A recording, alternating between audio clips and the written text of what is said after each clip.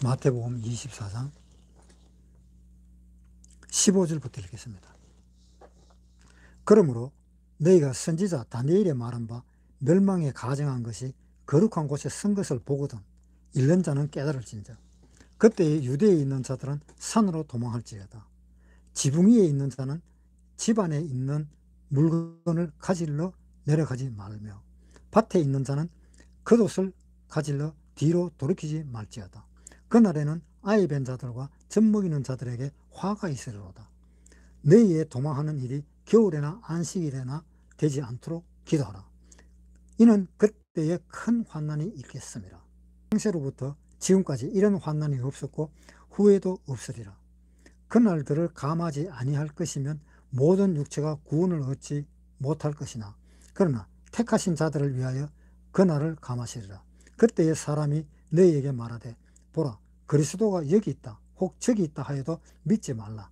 그리스도들과 거짓 선지자들이 일어나 큰 표적과 기사를 보여 할 수만 있으면 택하신 자들로 미혹하게 하리라. 보라 내가 너희에게 미리 말하였느니라. 그러면 사람들이 너희에게 말하되 보라 그리스도가 광야에 있다 하여도 나가지 말고 보라 골방에 있다 하여도 믿지 말라. 번개가 동편에서 나서 서편까지 번쩍임같이 인자의 임함도 그러하리라. 죽음이 있는 곳에는 독수리들이 모일지니라. 누가복음 21장 20절부터 읽겠습니다. 20절 너희가 예루살렘의 군대들에게 에워싸이는 것을 보거든 그 멸망이 가까운 줄을 알라. 그때에 유대에 있는 자들은 산으로 도망할지며 성내에 있는 자들은 나갈지며 촌에 있는 자들은 거리로 들어가지 말지어다. 이 날들은 기록된 모든 것을 이루는 형벌의 날입니다. 그날에는 아이 뵌 자들과 젖 먹이는 자들에게 화가 있으리니 이는 땅에 큰 환난과 이 백성에게 진노가 있겠습니다. 저희가 칼날의 죽임을 당하며 모든 이방에 사로잡혀 가겠고 예루살렘은 이방의 때가 차기까지 이방인들에게 밟히리라. 이 누가복음 말씀하고 거의 같습니다. 이게 왜 이렇게 같으냐? 누가복음 21장 20절에 너희가 예루살렘이 군대들에게 에워싸이는 것을 보거든. 너희가 예루살렘이 군대들에게 둘러싸이는 것을 보거든 이라고 이야기했고 또 여기는 마태복음 24장 15절 그러므로 너희가 선지자 다니엘의 말한 바 멸망에 가정한 것이 거룩한 곳에 선 것을 보거든. 멸망에 가정한 것이 거룩한 곳에 선 것을 보거든. 내용은 16절 그때에 유대에 있는 자들은 산으로 도망할지어다. 또 누가복음 21장에 보세요. 21장 20절에 너희가 예루살렘이 군대들에게 에워싸이는 것을 보거든 그 멸망이 가까운 줄 알라. 그때에 유대에 있는 자들은 산으로 도망할지며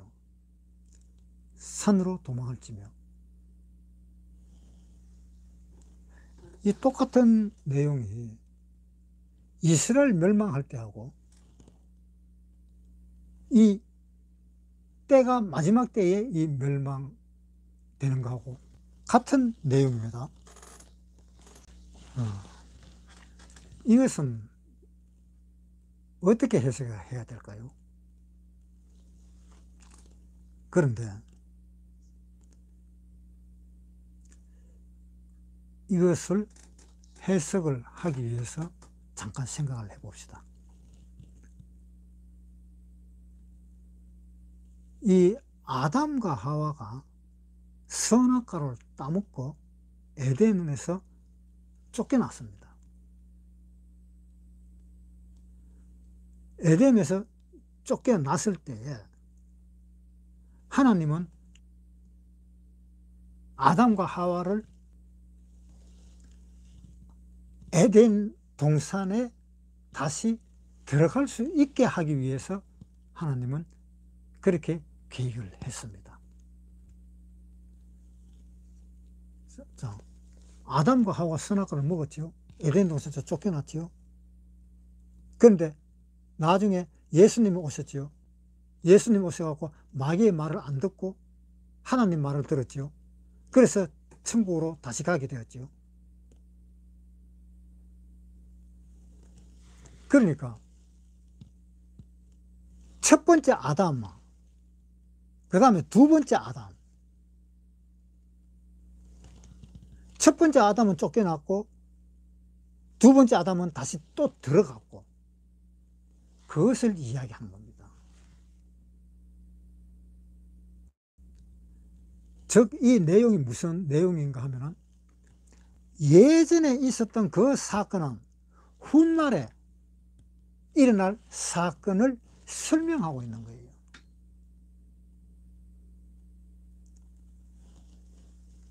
자, 노아 방주 때에 물로 심판을 했습니다. 물로 심판을 했는데 하나님이 또다시 물로 심판을 하려니까 좀 안 됐던가 봐요. 그래서 이제는 불로 심판을 하겠다 그랬습니다. 처음에 그 심판은 마지막에도 심판이 있다 하는 것을 이야기하고 있잖아요. 소돔과 고모라, 그것이 심판받는 것은 마지막에도 소돔과 고모라와 같은 그런 심판을 받게 된다는 것을 이야기하고 있는 겁니다.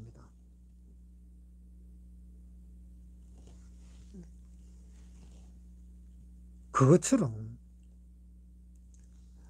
앞에 그 심판은 마지막의 심판과 같다라는 것을 의미하고 있는 겁니다. 누가복음 21장, 너희가 예루살렘이 군대들에게 에워싸이는 것을 보거든 그 멸망이 가까운 줄을 알라. 이 예루살렘의 멸망은 이 이방인까지 다 포함한 심판입니다. 그것이 있을 것이라는 것을 이야기하고 있는 겁니다. 그러니까 어떠한 사건이나 하는 것은 그 마지막에도 일어난다는 것을 예언을 해주는 거예요.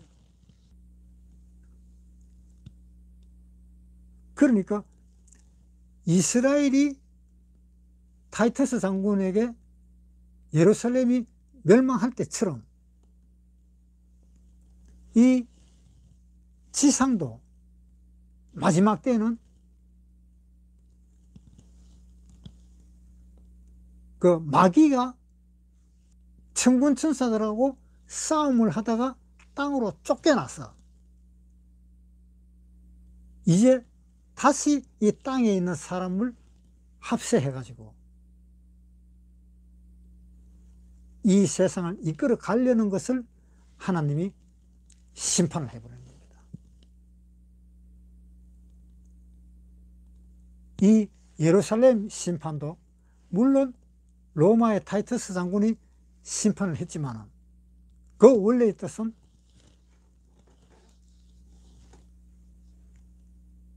하나님이 타이터스 장군을 시켜서 이스라엘이 멸망된 겁니다. 아모스 3장입니다. 아모스 3장 6절 읽어보겠습니다. 성읍에서 나팔을 불게 되고야 백성이 어찌 두려워하지 아니하겠으며 여호와의 시키심이 아니고야 재앙이 어찌 성읍에 임하겠느냐. 이 재앙이 임하는 것은 하나님이 시켜서 된 거다. 하나님이 재앙을 시켰다 그랬잖아요. 하나님이 타이터스 장군을 시켜서 예루살렘을 멸망하라고 그렇게 시켰다 이 말입니다.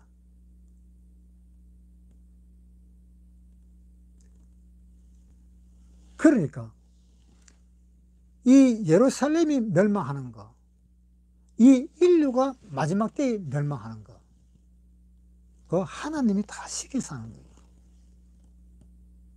잠언 16장 4절. 여호와께서 온갖 것을 그 시움에 적당하게 지었었나니 악인도 악한 날에 적당하게 하셨느니라. 그러니까 악인도 악한 날에 적당하게 했다. 그건 뭡니까? 하나님이 그렇게 했다는 거잖아요. 그래서 이 세상에 일어나는 이 모든 일이 하나님이 개입이 안 된 일이 없습니다. 다 하나님이 일이 다 개입되어 있습니다. 왜? 이 지구는 하나님이 창조한 거예요. 하나님이 창조했으니까 하나님이 개입을 하지요. 그러니까 온 세상의 만물이 다 하나님의 종이다라고 이야기했습니다. 시편 119편 91절. 천지가 주의 규례대로 오늘까지 있으면 만물이 주의 종이 된 영혼이다. 만물이 주님의 종이 된 이유다.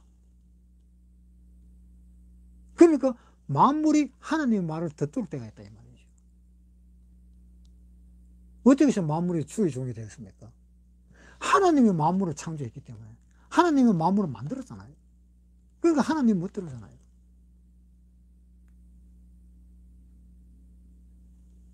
그러니까 이 세상에 이 인간에게 나타난 그 모든 일들은 하나님이 다 그렇게 계획을 하신 거예요. 다. 좋은 일이든 안 좋은 일이든 다 그렇게 하신 거예요.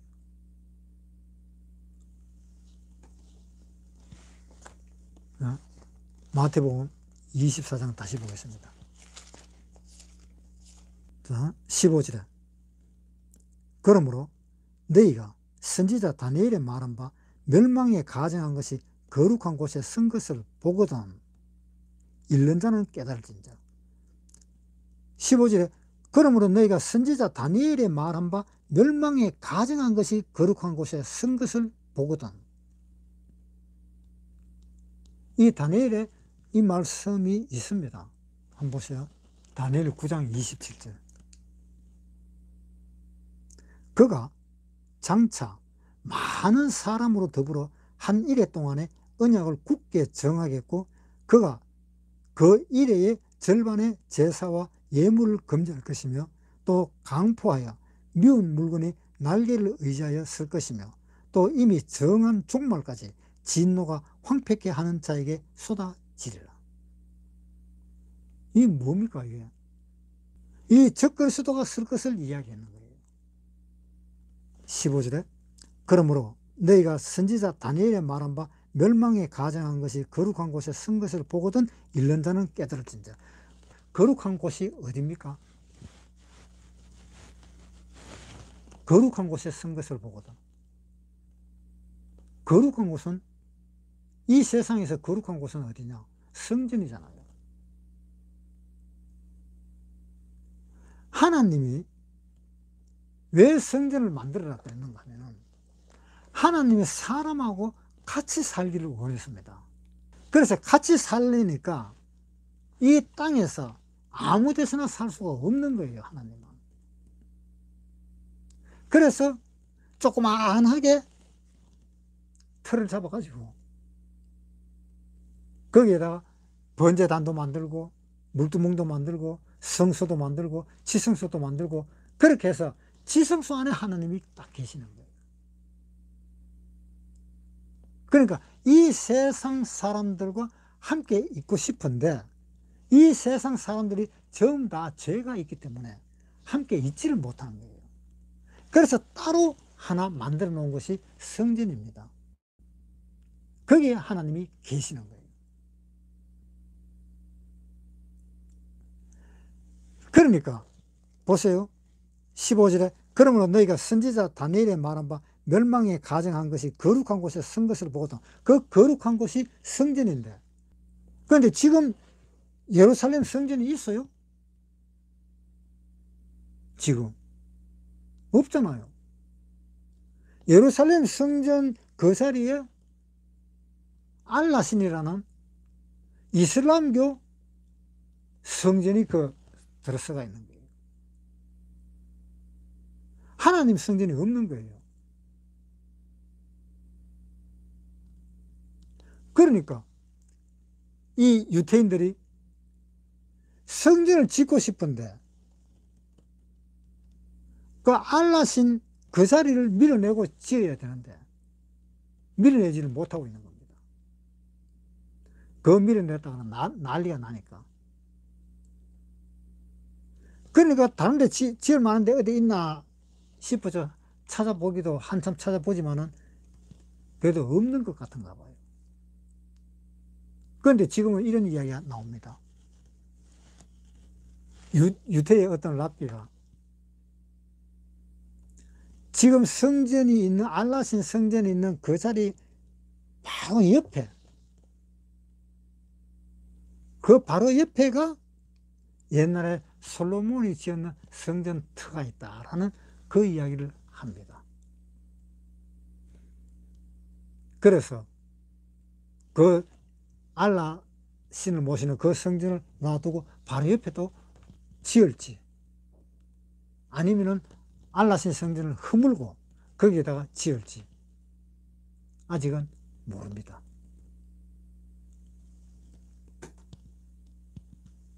그런데 그 성전이 있어야 멸망에 가져간 것이, 성전에 서면은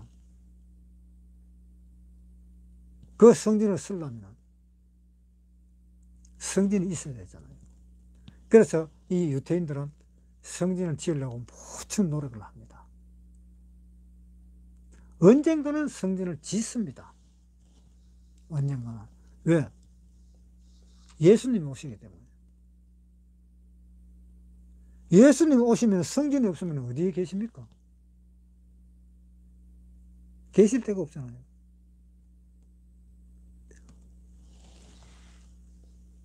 예수님은 유대 땅으로 오십니다. 유대 땅 감람산으로 다시 오신다 그랬습니다. 사도행전 한번 보세요. 사도행전 1장 11절.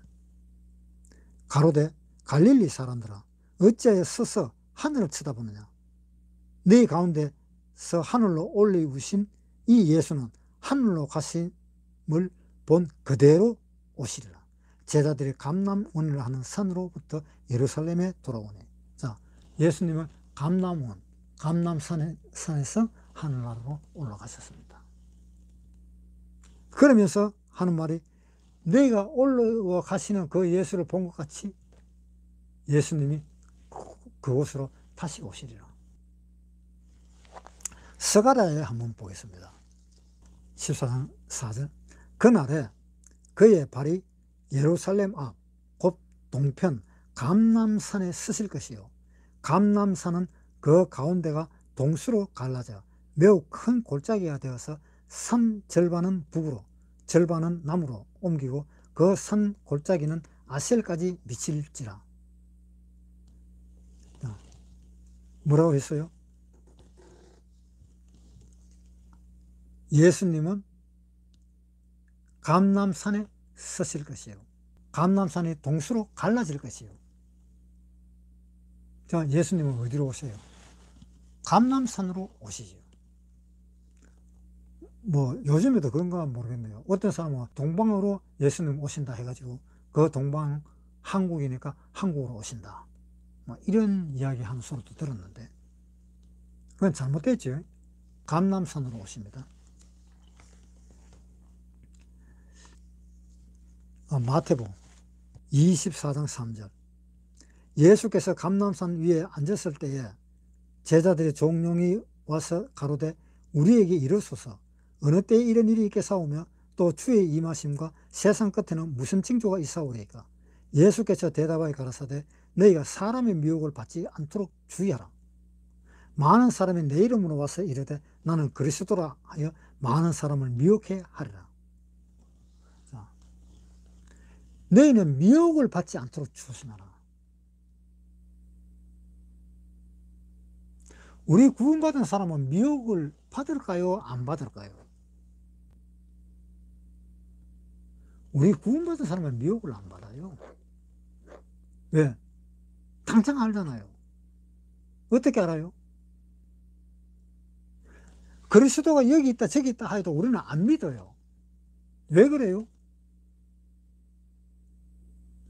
그리스도 예수님은 재림하실 때 어디로 재림하신다고요? 감람산 거기로 재림하신다고 되어 있습니다. 자, 예수님은 감람산으로 재림하시는데 예수님은 어디에 계십니까? 예수님은 지금 예수님이 계시는 곳이 어디입니까? 하늘에 하나님의 우편에 앉아 계십니다.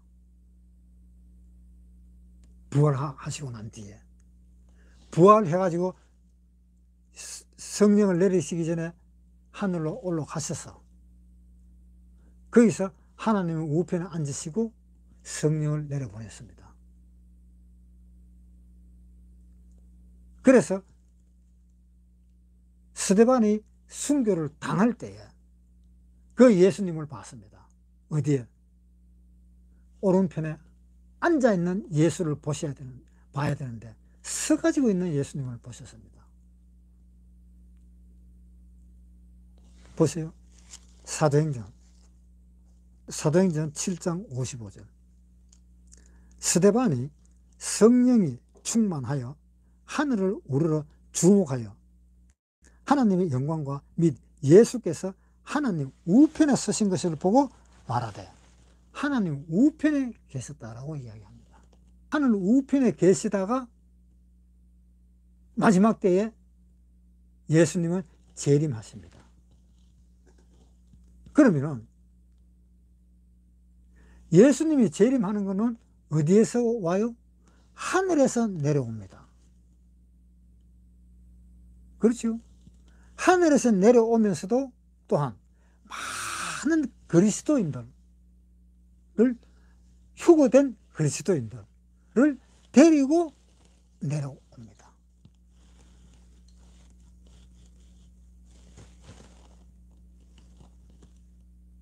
그런데 지금 자칭 예수라 하는 사람들이 많잖아요.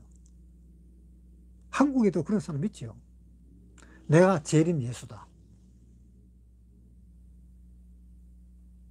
우리 구원받은 사람들은 그거 당장 알아요. 내가 재림 예수라고 하면은, 아, 너는 재림 예수가 아니다 라는 걸 당장 압니다. 왜? 예수님이 재림하시려고 하면 어디에서 오셔야 돼요? 하늘에서 오셔야 됩니다. 사도행전 1장 11절 가로되 갈릴리 사람들아 어찌하여 서서 하늘을 쳐다보느냐. 너희 가운데서 하늘로 올리우신 이 예수는 하늘로 가심을 본 그대로 오시리라 하였느니라. 우리가 본 그대로 내려온다 그러잖아요. 그러니까 재림 예수, 내가 재림 예수다 하는 사람은 어디서 와야 돼요? 땅에서 솟아나야 돼요? 아니면 우리하고 같이 있는 사람이에요? 어떤 사람이에요? 땅에서 솟아나는 사람도 아니고 우리하고 같이 있었던 사람들도 아니고 하늘에서 내려와야 되는 거예요. 하늘에서 내려오지 않는 그 예수는 전부 다 가짜잖아요. 그래서 예수가 여기 있다 저기 있다 해도 우리는 안 믿잖아요. 지금 시대는 더 안 믿습니다. 휴대폰이 있어요. 컴퓨터가 있어요. 휴대폰, 컴퓨터로 다 봅니다. 그런데 내가 재림 예수다 하면 그 믿을 사람 누가 있어요?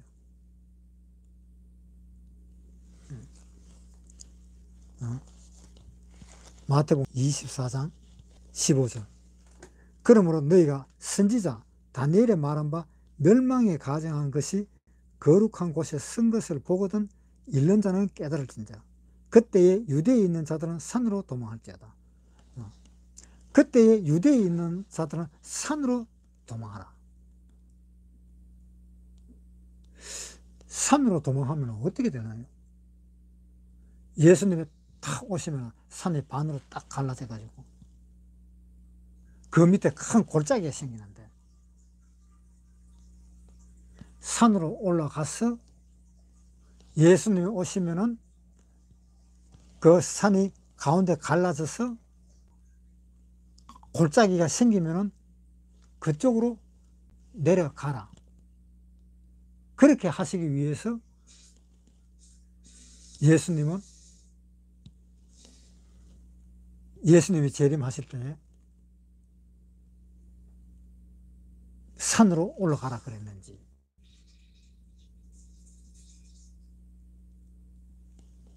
산으로 올라가서 피해라는 거예요. 보세요. 15절에 그러므로 너희가 선지자 다니엘의 말한 바 멸망에 가정한 것이 거룩한 곳에 선 것을 보거든 잃는 자를 깨달을진저. 자, 멸망에 가정한 것이 서면은 이제 깨달아라. 이 유대인들은요, 이 7년 대환란을 감해줬어요. 7년 대환란을 얼마나 감해줬는가 하면 3년 반을 감해줬습니다. 자, 여기 한번 보세요. 마태복음 24장 22절 읽겠습니다. 마태복음 24장 22절. 그 날들을 감하지 아니할 것이면 모든 육체가 구원을 얻지 못할 것이나 그러나 택하신 자들을 위하여 그 날들을 감하시리라. 택하신 자들은 누굽니까? 유대인이죠. 유대인을 심판하기 위해서 예수님은 재림하시는 거예요. 유대인을 심판하면서 에덴 동산을 회복하게 하기 위해서 예수님은 오시는 겁니다. 심판이 있어야 회복이 됩니다. 이 지구에 심판을 내려서 지구에 더럽고 그러한 것을 다시 갈아엎어야 됩니다. 다시 갈아엎어서 하나님은 천년왕국을 다시 만드는 거예요. 그래서 예수님이 재림하시는 그 목적은 천년왕국을 만들기 위해서, 또 이스라엘 사람들을 심판하기 위해서, 이스라엘 사람을 심판하면서 이방인들도 심판하게 하기 위해서, 자기를 안 믿는 사람을 심판하게 하기 위해서 예수님은 재림을 하시는 겁니다. 그래서 그 날들을 감했는데 얼마나 감했느냐 하면 3년 반을 감했습니다. 7년 동안 계속 재앙을 퍼부어버리면 살아남을 사람이 한 사람도 없을 거다는 하나님은 그 계산을 한 거예요. 살아날 사람이 한 사람도 없으면 안 된다 이 말입니다. 살아나는 사람이 있어야 돼. 왜 살아나는 사람이 있어야 돼요? 살아남아서 하나님 앞에 죄를 자복하고 그 속죄일 날에 죄를 속하기를 바라야 되는 거예요. 그 자기 아들에게, 자기 백성들에게 그 속죄를 받을 수 있는 그 사람을 남겨두어야 되었던 겁니다. 24장 13절. 그러나 끝까지 견디는 자는 구원을 얻으리라. 하나님은 끝까지 남아서 살아라고 3년 반을 감해주고 3년 반만 7년 대환란을, 그 재앙을 3년 반만 내리는 겁니다. 그러니까 이것이 어떻게 되느냐 하면은 우리가 휴거되면은 바로 7년 대환란 바로 들었습니다. 바로 들었으면서 전초전으로 7년 대환란 전초전의 일들이 있게 됩니다. 즉 세계 정부가 들어서 가지고 세계를 통치할 수 있는 준비를 다 하는 겁니다.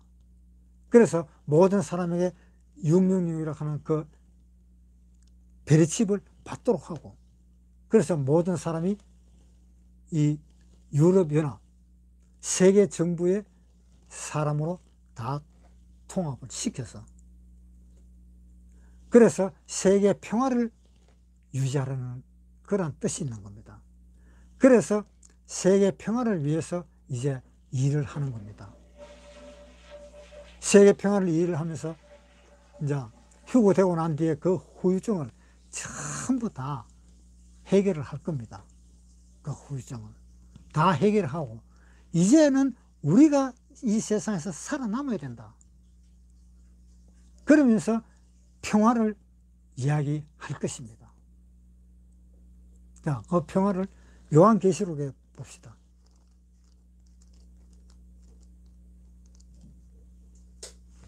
요한계시록 6장 1절부터 읽겠습니다. 내가 보매 어린 양이 7인 중에 하나를 떼시는 그때에 내가 들으니 내 생물 중에 하나가 우레소리같이 말하되 오라 하기로 내가 이에 보니 흰 말이 있는데 그 탄자가 활을 가졌고 멸류관을 받고 나가서 이기고 또 이기려고 하더라. 자, 흰 말이 있는데 그 7인 중에 하나를 떼면서 보니까 흰 말이 있는데 그 탄자가 활을 가졌더라. 자, 흰 말은 무엇을 상징합니까? 평화를 상징하잖아요. 흰 말은 평화를 상징하면서 뭘 가졌는가 하면 활을 가졌다라고 되어 있습니다. 평화를 상징하는 흰 말을 타고 활을 가지고 있어 전쟁을 할 준비를 하고 있다 이 말입니다. 그래서 나와서 전쟁을 해서 이기고 또 이기더라. 자, 이게 무슨 이야기입니까? 우리가 휴고되고 나면은 7년 대환란이 닥치는데 7년 대환란 제일 처음에 해야 할 일이 뭐냐? 평화입니다. 평화. 이제 남은 우리는 평화를 유지해야 되겠다. 그러면서 이 남은 후유증을 다 정리를 하고 평화를 선언을 합니다. 그러면서 전쟁을 합니다. 전쟁은 뭡니까? 내가 평화를 선언을 했는데 내 말을 안 듣는 사람은 전부 다 죽는다는 이야기입니다.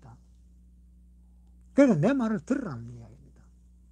그 말 듣는 것이 제일 처음에 뭡니까? 666이라는 베리칩을 받으라는 겁니다. 베리칩은 평화를 내걸어서 평화롭게 하고 이 세상이 얼마나 평화롭고 편리하게 살 수 있느냐 그것을 이야기하면서 안 들으면 죽인다는 겁니다. 자, 한번 보세요. 요한계시록 13장 15절. 저가 권세를 받아 그 짐승의 우상에게 생기를 주어 그 짐승의 우상으로 말하게 하고 또 짐승의 우상에게 경배하지 아니하는 자는 몇이든지 다 죽이게 하더라. 저가 모든 자 곧 작은 자나 큰 자나 부자나 빈궁한 자나 자유한 자나 종들로 그 오른손에나 이마에 표를 받게 하고 누구든지 이 표를 가진 자 외에는 매매를 못하게 하니 이 표는 곧 짐승의 이름이나 그 이름의 수라. 지혜가 여기 있으니 총명이 있는 자는 그 짐승의 수를 세어보라. 그 수는 사람의 수니 666이니라. 짐승에게 우상에게 절을 해라. 안 하면 죽인다. 또 666 도장을 받으라. 안 받으면 죽인다. 또 안 받으면 내가 니한테 물건도 안 판다. 굶겨 죽인다. 굶겨 죽여. 그렇게 함으로써 겉으로는 평화를 위해서 하는 일이다. 그러니까 내 말을 다 잘 들어라. 그 말하는 것이 흰 말을 타고 활을 가진 사람입니다. 사람들이 씨름을 했습니다. 쥐를 가지고 씨름을 했는데 그 씨름하는 자의 명령에 따라서 쥐가 움직이는 거예요. 그걸 보고 저는 놀랐습니다. 그 명령에 의해서 쥐가 움직이는 거예요. 즉 우리가 666을 받으면 앞으로 666의 그 주인공이 시키는 대로 우리는 일을 하게 될 것입니다.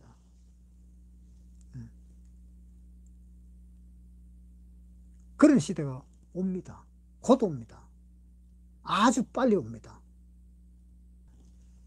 우리가 카세트 테이프를 한번 생각해 보세요.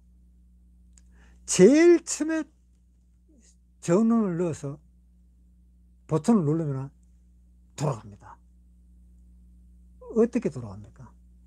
아주 천천히 돌아갑니다. 아주 천천히. 그러다가 천천히 돌아가다가 중반쯤 지나면은 그때서 이제 정상적으로 돌아가는 것 같아요. 그러다가 끝날 때쯤 되면은 끝난다 할 때 후닥 그러면서 끝이 나버립니다. 물론 테이프 속도는 똑같습니다. 우리가 느끼는 것을 그렇게 느끼는 것이요. 물론 하나님이 이 마지막에 오신다는 그것은 하나님의 계획이 있기 때문에 기다리는 그 시간은 지금이나 얼마 전이나 또 앞으로 있을 후나 그 기다리는 시간은 똑같습니다. 데살로니가 후서 2장 3절. 누가 아무렇게 하여도 너희가 미혹하지 말라. 먼저 배도하는 일이 있고 저 불법의 사람 곧 멸망의 아들이 나타나기 전에는 이르지 아니하리니 저는 대적하는 자라 범사에 일컫는 하나님이나 숭배함을 받는 자 위에 뛰어나 자존하여 하나님 성전에 앉아 자기를 보여 하나님이라 하느니라. 자, 하나님의 성전에 앉아서 자기를 보여 하나님이라 하느니라. 그때가 온다입니다. 그때가 오는 거예요.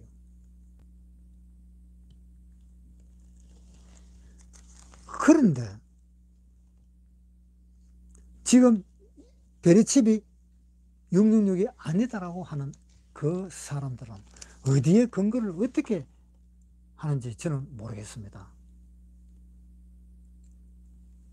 그것은 베리칩은 666입니다.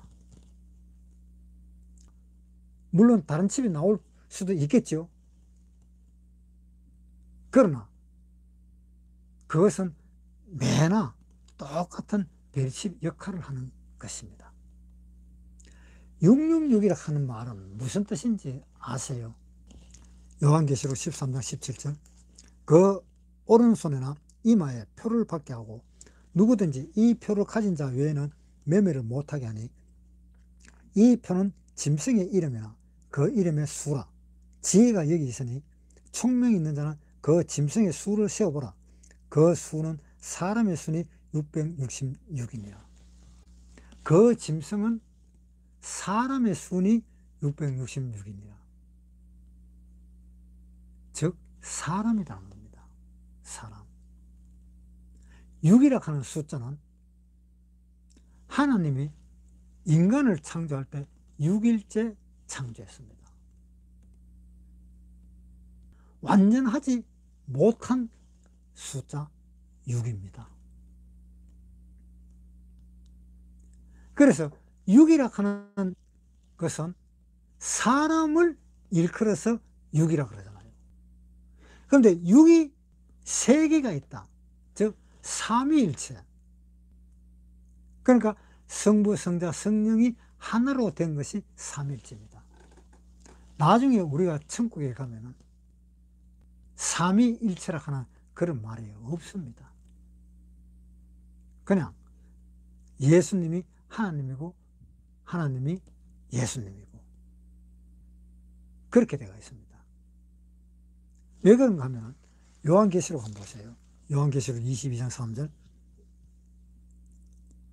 다시 저주가 없으며 하나님과 그 어린 양의 보좌가 그 가운데 있으리니. 자, 하나님과 그 어린 양의 보좌가 그 가운데 있으리니. 하나님의 보좌, 어린 양의 보좌, 이렇게 둘이 있어야 되잖아요. 그런데 하나밖에 없어요. 하나님과 어린 양의 보좌. 그러니까 하나님과 어린 양이 같이 쓴다는 겁니다. 그 한 보좌를 가지고. 그게 결국은 무슨 뜻이에요? 하나님이 쓰신다는 겁니다. 성자의 하나님. 성자의 하나님, 성부의 하나님, 이렇게 쓰는 것이 아니라 이제 명칭을 하나로 만드는 겁니다. 하나님 또는 예수님. 그래서 여기서는 하나님입니다. 어린 양도 하나님, 하나님도 하나님. 그 하나님이 이 한 보좌에 있다. 그러니까 결국 똑같은 한 분이다, 이런 이야기입니다. 그래서 이 천국에 가면 삼위일체라는 것은 없어집니다. 요한계시록 13장 18절에 요한복음 13장 18절 지혜가 여기 있으니 총명이 있는 자는 그 짐승의 수를 세어보라. 그 수는 사람의 수는 666이니라. 666 세 개죠. 세 개는 하나님의 삼위일체의 3이라는 의미입니다. 3이라는 숫자는 하나님의 숫자입니다. 결국 이 인간이 666 이렇게 세 개를 만들어서 하나님이라 부른다 이 말입니다. 그러니까 이 666이라고 하는 것은 바로 사람이 하나님이 된다는 그런 의미예요. 6은 사람의 숫자고 3은 하나님의 숫자니까 사람이 하나님이 된다. 그런 사람이 앞으로 나타난다. 그 사람이 세계를 통치할 거다는 겁니다. 그래서 666이라는 것은 꼭 있습니다. 그것은 베리칩입니다. 마태복음 24장에 다시 보겠습니다. 24장 15절 그러므로 너희가 선지자 다니엘의 말한 바 멸망에 가정한 것이 거룩한 곳에 쓴 것을 보거든 읽는 자는 깨달을진저. 자, 이것을 읽으면 이제 깨달으라. 시대가 어떤지 깨달으라. 지금 시대가 어떤지. 마태복음 16장 보겠습니다. 16장 1절부터 읽겠습니다. 마태복음 16장 1절 바리새인과 사두개인들이 와서 예수를 시험하여 하늘로서 오는 표적이 보이거늘 청하니 예수께서 대답하여 가라사대 너희가 저녁에 하늘이 붉으면 날이 좋겠다 하고 아침에 하늘이 붉고 흐리면 오늘은 날이 굳겠다 하나니 너희가 천기는 분별할 줄 알면서 시대의 표적은 분별할 수 없느냐. 악하고 음란한 세대가 표적을 구하나 요나의 표적밖에는 보여줄 표적이 없느니라 하시고 저희를 떠나가시니라. 표적을 보여주었습니다. 요나의 표적을 보여주었습니다.